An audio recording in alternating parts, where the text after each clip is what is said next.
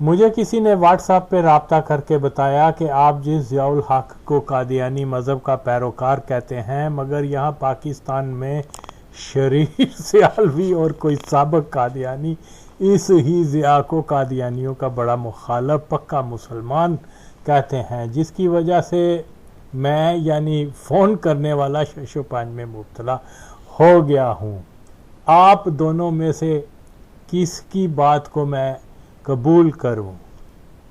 बकौल शख्स है कि वो मेरे इस दावे के ज़ियाउल हक एक मरज़ई था कि पेश नज़र मजमून लिख रहा है, मगर सियालवी औरिया मकबूल जान ज़ाद हामद जैसे पलीत लोग उस ही ज़िया को पक्का मुसलमान कहते हैं, जिस पर मैंने उसको कहा कि पहली बात तो ये है कि शरीर सियालवी कौन होता है कि वो ज़िया की औलाद के होते हुए ज़िया के गैर कादियानी होने का ऐलान करे।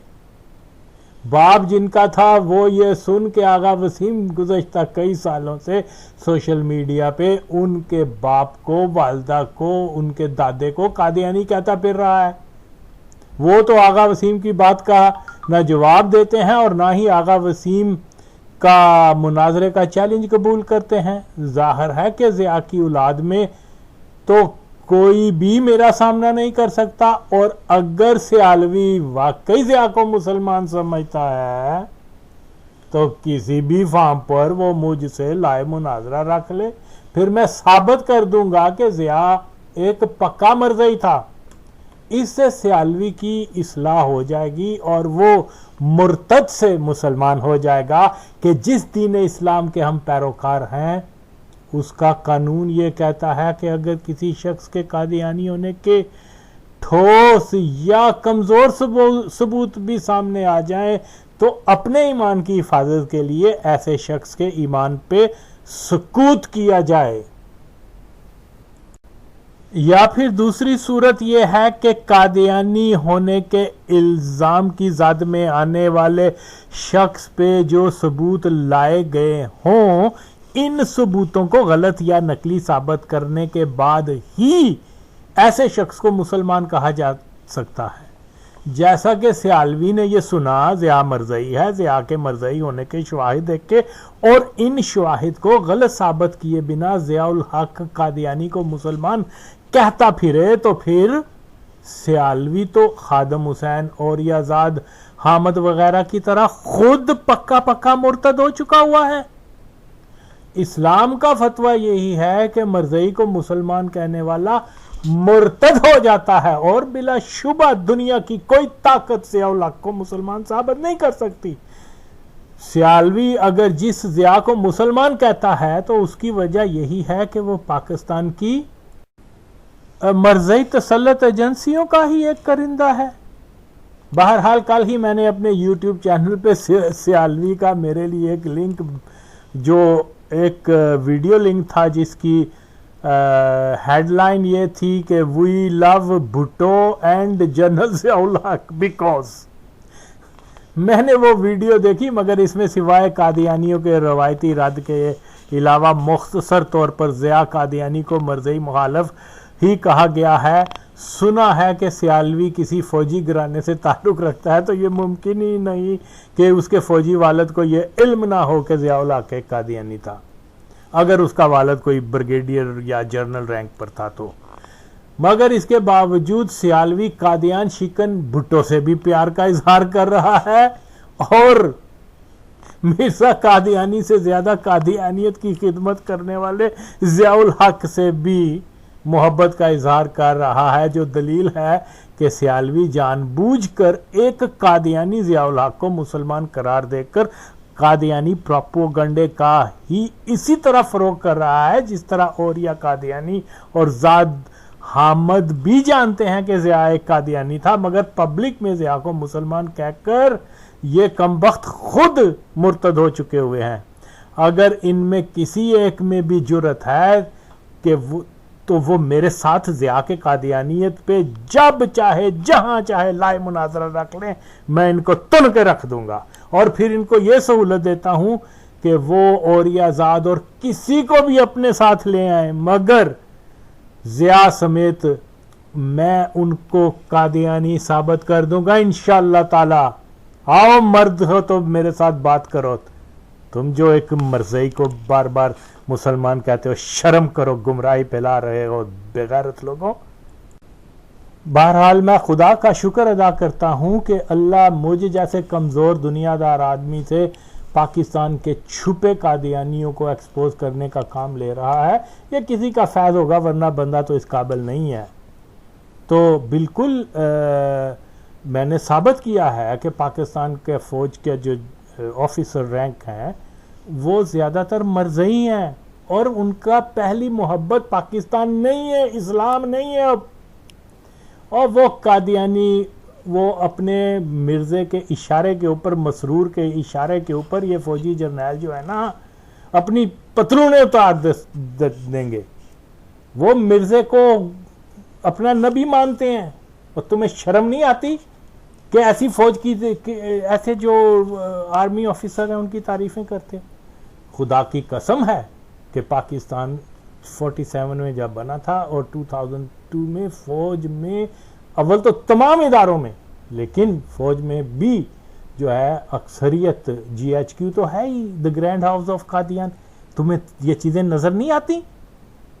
किस तरीके से किसी फौज ने जो है जो वो भुट्टो को मार दिया सिर्फ इसलिए कि उसने कादियानियों को काफिर करार दिया था।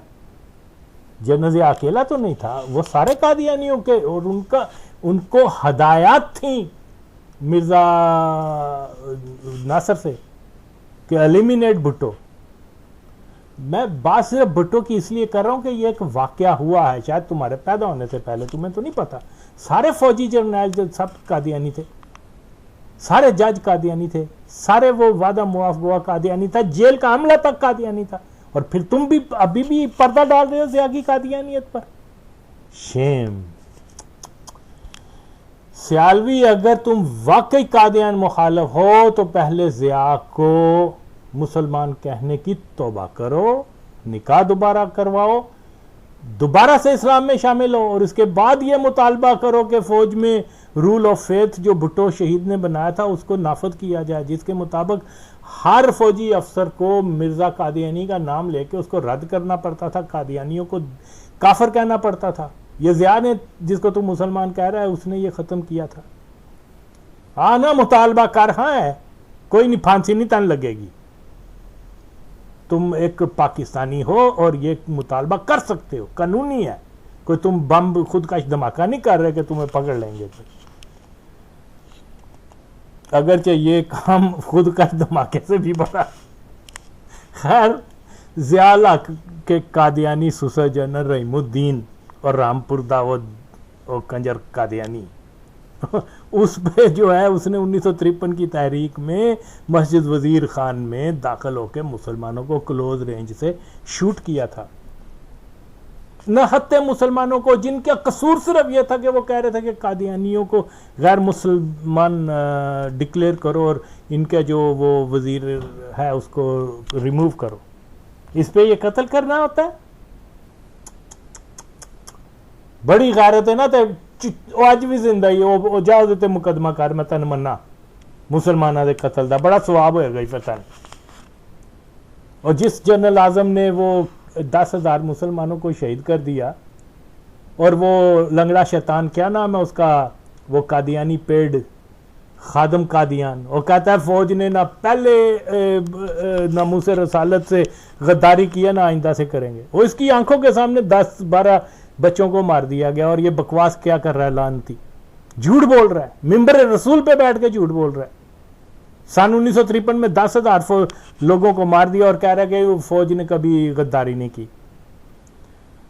तो भाई जाओ आजम क्लास मार्केट का नाम बदलने, कहो कि ये हमारा हीरो नहीं है, ये मुसलमानों का आशिकान रसूल का कातिल है। हाँ, और कोई सिखा दा जड़ा है ना, उसे जनरल डायर, अमृतसर में जनरल डायर के नाम की मार्केट बना के दिखाओ, सिख खेड़ के रख देंगे। आज 70 साल हो गए ने उस मस्जिद का नाम, अगर उस मार्केट का नाम अगर मैं बदलने की बात कर रहा हूं तो वो मौलवी खादिम हुसैन कहता है फायदा किया, आहो इनू डॉलर दो बड़ा फायदा होएगा। दस ये हाल हो गया है। कहते हैं जी हम नामूस रसालत के पासदार हैं। ये तो कादियानियत के पासदार हैं। और तू तो वैसे भी इस्लामाबाद और पेशावर उधर पिंडी का रहने वाला, जा मुसलमानों की मस्जिद से ज़िया की जो कब्र है उसको तो हटाने का मुतालबा कर, फिर मैं तुझे मानूं। लेकिन मैं जानता हूं कि मरज़ई एजेंसियां तुमको ऐसा करने की हरगिज़ इजाज़त नहीं देंगी, और तुम लोगों के लिए मरज़ई एजेंसियों का हुक्म कुरान और जो है अल्लाह के हुक्म से ज़्यादा है। तुम क्या बातें कर रहे हो, ये मुनाफकाना डे डे डे डे डे डे, वो पागल, वो ड्रामेबाजी के एक वो पागल से आदमी का खुद ही वो क्या वो टेंट लगा के उसको उखाड़ने चले गए। अरे इसके कोई फर्क नहीं पड़ता।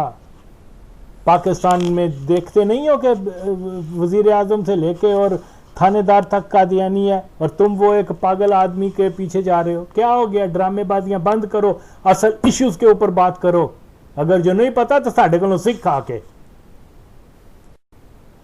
जिस ज़ियाउल हक को कादियानी मुखालफ की शोहरत दी जाती है, सच तो यह है कि 80 की अफगान खाना जंगी के दौरान कादियानियों को, कादियानी मुबल्लिगीन को खुली छुट्टी थी, खुली इजाज़त थी कि वो अफगानों के दरमियान जाके उनको मरज़इयत की तबलीग करें।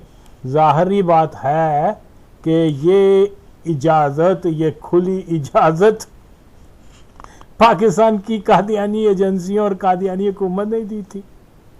अफगान मुजाहिदीन लीडर यूनुस खालिस, नबी, मलक उमर, करजई, इसाक, अमीन वगैरह रबुआ जाया करते थे, और ज़िया की हुकूमत ने तो उनको रोका नहीं है। असूलन they were not supposed to visit Rabwah. क्यों जाते थे रबुआ? इस्लामाबाद है पाकिस्तान का कैपिटल, लेकिन होता यह था कि उनके कान में डाल दिया जाता था कि जो अगर ज़्यादा असला डॉलर लेने हैं ना, तो वो मिर्ज़ा ताहिर और बशीर और क्या नाम है उसका, मिर्ज़ा नासर के साथ अपनी दोस्ती रखो।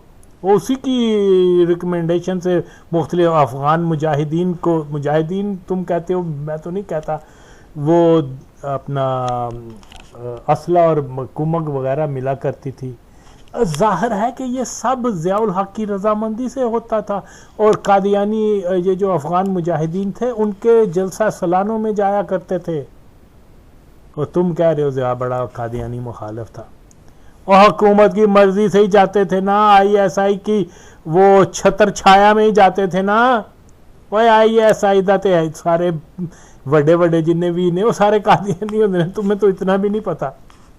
और तुम चले आए हो पाकिस्तान से कादियानियत मुखालफत करने के लिए, तुम्हें क्या पता?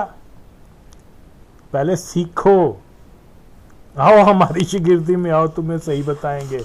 और ये जुर्रत तो तुम कर भी नहीं सकते, तुम तो हो ही ये कादियानी फौज जब मैं कहता हूँ, और उसका अफसर तबका।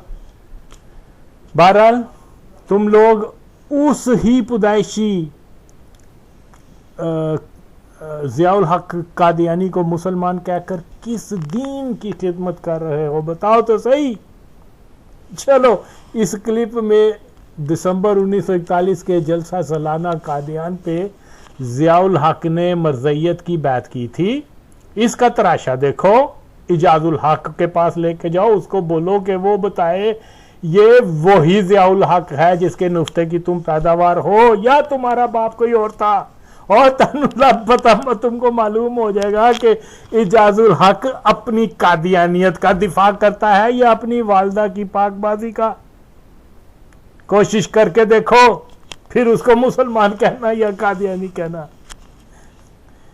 मरज़ई हटाओ, तहरीक जिंदाबाद, पाकिस्तान जिंदाबाद। मैं कोई अपनी तरह से कोई बात नहीं करता। कादियानी मुबल्लग जो डॉक्टर के रूप में अफ़गानों के कैंपों में जाके डॉक्टरी के बहाने उनको मरज़ई बनाता था, उनको तबलीग करता था, वो खुद बयान कर रहा है कि ऑफिशियली उनको कितनी आसाइश थी कि वो आसानी से अफ़गानों के कैंपों में जाके तबलीग वगैरह किया करते थे, कोई रोक टोक नहीं थी। वो खुद इतराफ़ कर रहा है। लेकिन यहाँ कहा जा रहा है कि जी ज़ियाउल हक तो बड़ा स्ट्रिक्ट था कि वो कादियानियों को ग्रिप करता था, उनके ख़िलाफ़ था, उनको जेलों में डालता था, उनको मारता था, तशद्दुद करता था। ये तो सब झूठ। ज़िया-उल-हक तो बुनियादी तौर पे ख़ुद कादियानी था, पर एक ऐसा कादियानी जो कादियानियत के लिए हर काम करने के लिए तैयार था, और उसने किया भी।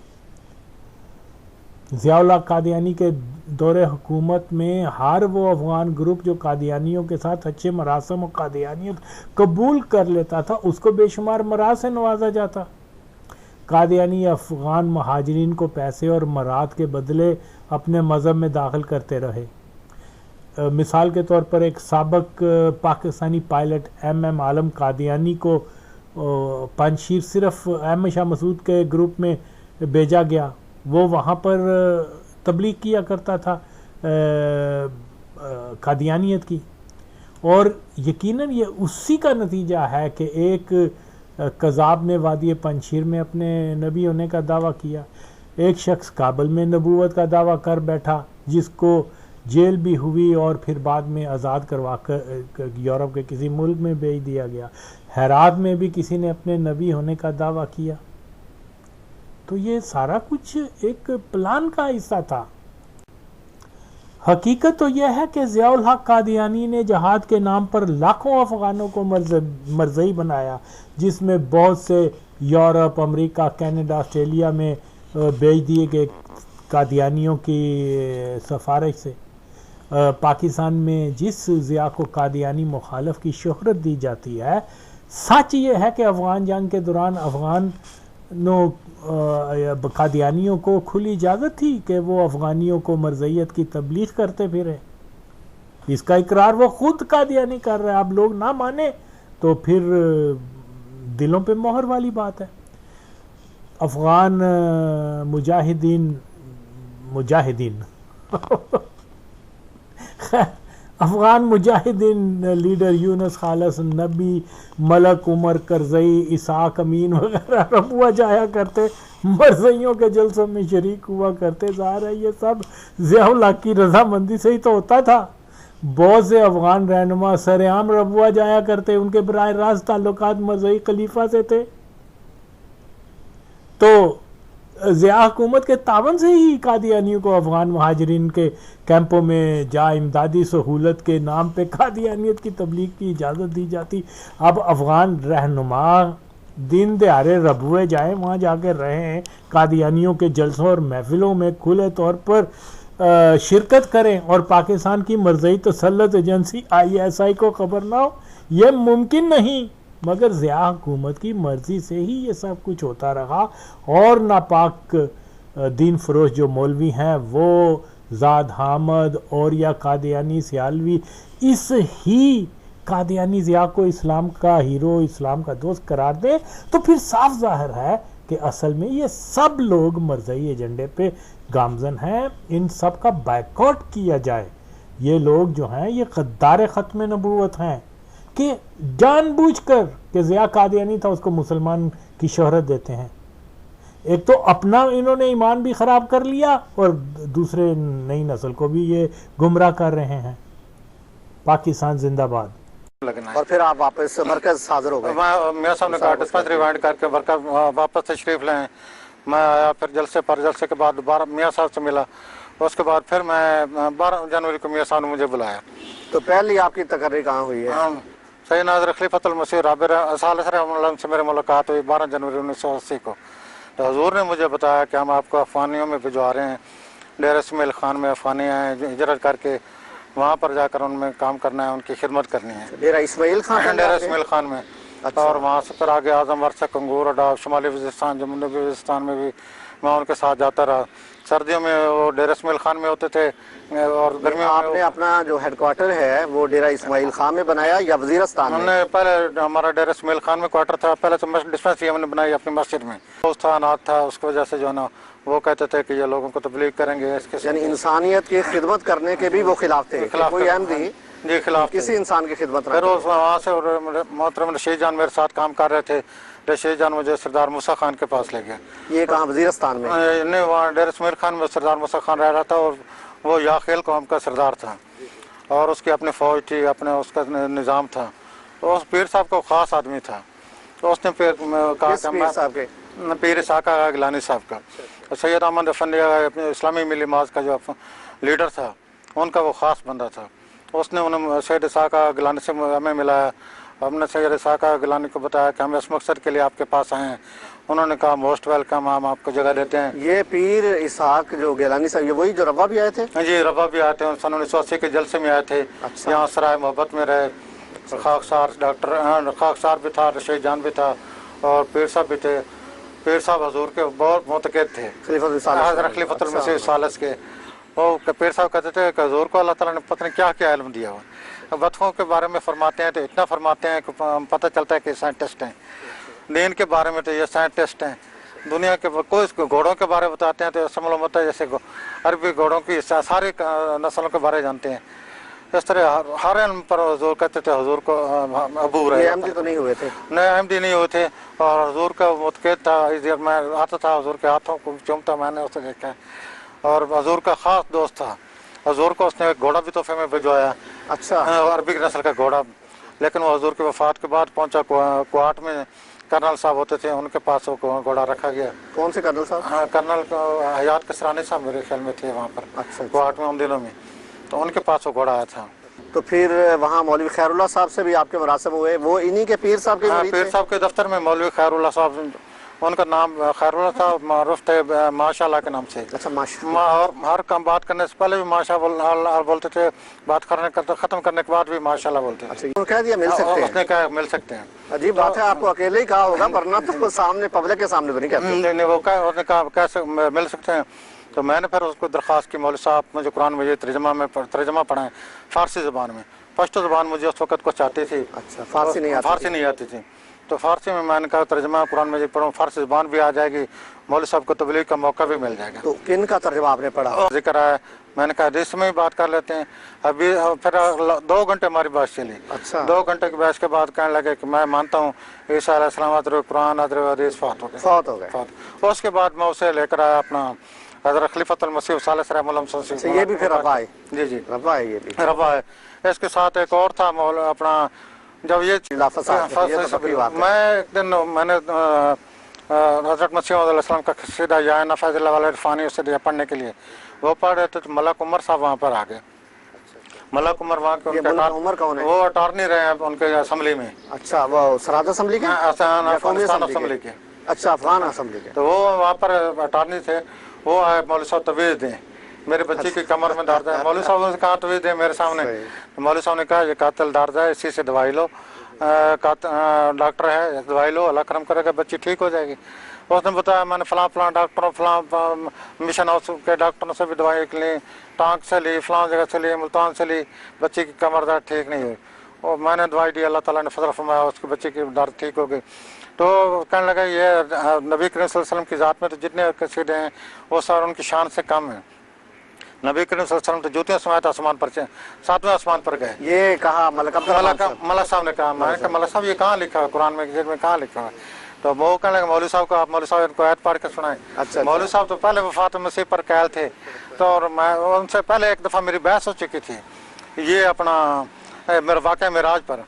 मौलाना दोस्त में शायद साहब को मैंने बताया कि हुज्जतुल बालिगा अक्सर पढ़ते हैं। तो मौलवी साहब ने कहा हुज्जतुल बालिगा जो किताब है उसके सफ़ा 192 पर ये मेराज का वाक़या है और आयशा उसकी रावी हैं, और वो उनको कहें को पढ़ ले तो वो इंशाअल्लाह ताला मान जाएगा कि वो ये एक ख्वाब था। तो मौलवी साहब की मेरी उनसे बहस, उस पर मसल पर बहस हो चुकी थी। मौलवी साहब मान चुके थे कि एक ख्वाब था, एक कशफ था। हाँ, तो उनको भी पढ़ा दिया। उनको मलक साहब कहने लगे मौलवी साहब इनको आयत सुनाए, वो आयत तो सुना नहीं सकते थे। मैंने कहा मौलवी साहब मुझे कहें ये मलक साहब शैतान, मौलक साहब मुल्ला हैं, मुल्ला डॉक्टर साहब रहने दें। तो मैंने कहा कोई ऐसी बात नहीं, मैं बात करूँगा।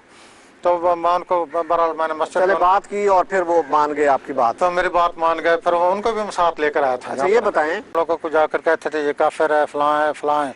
जब मौलवी साहब को मैं यहाँ पर लेकर आया तो लोगों दफ्तर वाले जो दूसरा अमला था उन्होंने पूछा कि डॉक्टर साहब आपको कहाँ लेकर गए? तो उन्होंने कहा कि डॉक्टर साहब ने मुझे कहा था मैं आपको घर ले चलता हूँ, लेकिन घर नहीं ले गए, मुझे रब्बा ले गए। अच्छा, बता दिया? हाँ जी, रब्बा ले गए। तो उन्होंने कहा रब्बा में आपने क्या देखा? उन्होंने कहा मैंने तो वहाँ इस्लाम देखा, सुबह तहज्जुद के टाइम सल्ले अला लो बच्चे पढ़ते हैं, लोगों को जाकर कहते थे ये काफिर है, फलां है फलां है। जब मौलवी साहब को मैं यहाँ पर लेकर आया तो लोगों ने, दफ्तर वाले जो दूसरा अमला था, उन्होंने पूछा कि डॉक्टर साहब आपको कहाँ लेकर गए, तो उन्होंने कहा कि डॉक्टर साहब ने मुझे कहा था मैं आपको घर ले चलता हूँ, लेकिन घर नहीं ले गए, मुझे रब्बा ले गए। अच्छा, बता दिया? हाँ जी, रब्बा ले गए। तो उन्होंने कहा रब्बा में आपने क्या देखा? उन्होंने कहा मैंने तो वहाँ इस्लाम देखा, सुबह तहज्जुद के टाइम सल्ले अला लो बच्चे पढ़ते हैं, लोगों को जगाते हैं, तहज्जुद होती है, नमाज़ें 5 टाइम होती हैं, बता दिया ना, तो सारी की चीजें उन्होंने बताई। फिर जब आप पर कुफर का फतवा लगा, उन्होंने कहा कि इनको तो लोग काफिर कहते हैं, तो उन्होंने फिर अपना वर्के पर फ़ाबत आमालम लिखा और नीचे लिखी तफसीर फ़ाबत आमालम के जो डॉक्टर सरदार को काफिर कहेगा अल्लाह ताला उसके अमाल ज़ब्त कर लेगा, खा उसने 70 आज क्यों ना किए हों, अल्लाह ताला उसके निकाह को फसक कर देगा। इसके बड़ा लंबा चौड़ा उसने फतवा। अच्छा, वो जब डीएसपी को आपके खिलाफ दरखास्तें दी गई थी? जी जी, डीएसपी शायद मूसा खान, जी डीएसपी मूसा खान था, सीआईडी का। अच्छा। उसके पास दरखास्तें मुल्ला के अक्सर जा रही थी, सीआईडी के रिपोर्टें अक्सर जा रही थी। एक दिन ने कहा उसने कि उसको पकड़ कर लिया, जब फाइल बड़ी होगी तो पकड़ कर लिया। तो 2 इंस्पेक्टर आए सीआईडी के, उन्होंने मेरा ब्रीफ केस जो मेडिसिन का था उसको जो फर्स्ट एड के तौर पर मैं इस्तेमाल करता था, मेरे स्टेथोस्कोप बीपी ऑपरेटर्स उसमें रखा, बंद किया, जल्दी जल्दी मुझे कहने लगे आगे चलो। तो मोटर मैं एक साइकिल पर 2 साइकिल पर वो थे, दरमियान में उन्होंने मुझे कर लिया, गालियाँ दे रहे थे पश्तो में। मैं दुरूद शरीफ पढ़ता रहा, दुआएं करता रहा कि अल्लाह ताला तुम इनकी शर से मुझे महफूज रख। तो अपना जब मैं वहाँ पर पहुँचा तो मैंने देखा मूसा खान बैठा हुआ है और मूसा खान की बीवी ने मुझे अपना बेटा बनाया हुआ था। अच्छा, ये भी खुदा की कुदरत, खुदा का फजल। उनकी बेटी, आप पेश उस अफसर के सामने हुए जिसके पहले आप बेटे बने हुए थे, लेकिन वो बेटा बनने की क्या वजह थी? उसके बच्ची बीमार थी, उसको स्किन की प्रॉब्लम थी। अच्छा। और उसने पेशावर, मुल्तान, इधर डेरा इस्माइल खान काफ़ी जगह से इलाज कराया और ठीक न हुई।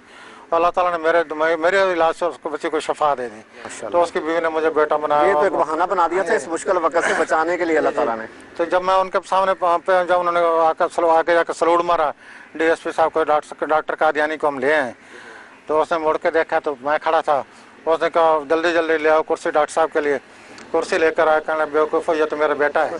हाँ जी, कुर्सी लेकर आया। इस तरह से उसके शर से आपको शर से मुझे महफूज रखा। अच्छा, वो जो एक मौलवी आपको मुसलसल तंग, कुरान को छोड़े, मैंने कहा मैं कुरान नहीं छोड़ सकता। अच्छा, वो जो आपको पेशकश की थी बाज अफगान सरदारों ने कि ये जमीन ले लें? जी जी, वो एक दिन डेरा इस्माइल खान दरिया के किनारे पर है कि वहाँ सैर पर वो आ रहे थे, मुझे भी साथ लेकर आए क्योंकि मैं उनके ऑफिस में रह रहा था। थे वो गैर अहमदी थे, मैं उन्हीं के ऑफिस में रहता था। हमारी मस्जिद सील हो गई थी डेरा इस्माइल खान वाली, पहले मेरी रहायश वहाँ पर थी, वहाँ से फिर मैं वहाँ शिफ्ट हो गया, वहीं मैं काम करता था, वहीं मेरी रहायश थी। कहने लगे डॉक्टर साहब चलें दरिया के सैर पर चलें। वहाँ कहने लगे कि डॉक्टर साहब यहाँ तक अफगानिस्तान है। अच्छा। और जब हमारा दौर आएगा तो यहाँ तक हमारा यहाँ डेरा इस्माइल खान में कोई प्लाट, कोई बंगला आपको पसंद हो तो आप उस पर आज ही लिख दें, हम आपके नाम कर देते हैं। तो आपने क्या कहा? मैंने कहा आप तो ये यहाँ तक आप मदूद हैं, मेरी सारी दुनिया मेरी है। हमने मोहम्मद मुस्तफा के दिन के लिए सारी दुनिया। लेकिन वहाँ से मैं एक और बात मैं अर्ज करना चाहूँगा कि पहले साल ही मैं पीर साहब का गिलानी को जलसा पर जब लगा तो हजूर ने फरमाया कि अफगानिस्तान में तबलीग करने की इजाज़त नहीं। जलसे की तकरीर में हजूर ने फरमाया, दूसरे दिन की जलसे की तकरीर में, कि हमें अफगानिस्तान में तबलीग करने की इजाज़त नहीं है। अल्लाह ताला ने अफगानिस्तान को हमारे पास भेज दिया और आज अफगानिस्तान का एक नंबर स्टेज पर बैठा है।